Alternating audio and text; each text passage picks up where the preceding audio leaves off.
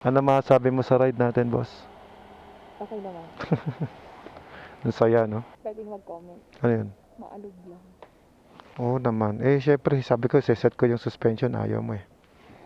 Hindi kagaya. Kasi pag nagbibideo ako, nagkaganon eh. Hindi kagaya ni, yung paborito ko, stable. Set ko yung suspension, sandali. May off-road siya na mode. May gravel, urban, tour, at user 2 and user 1.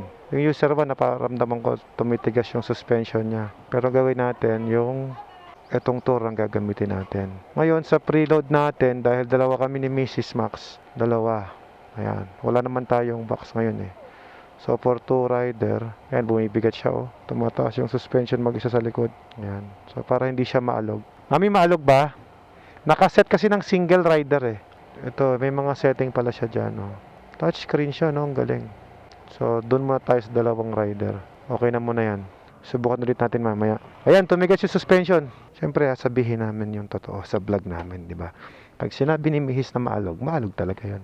Siyempre, nako-compare naman niya sa ibang motor na ginagamit natin. Siyempre, sanay siya sa mga luxury na motor. So, hindi ko siya masisisi kung sabihin niya na medyo maalog. Pero all goods naman. Ako as a rider, okay. Eh, baka naman kino-compare niya sa BM, di ba? So, hindi kasi yan same talaga. Japanese and Germany bikes.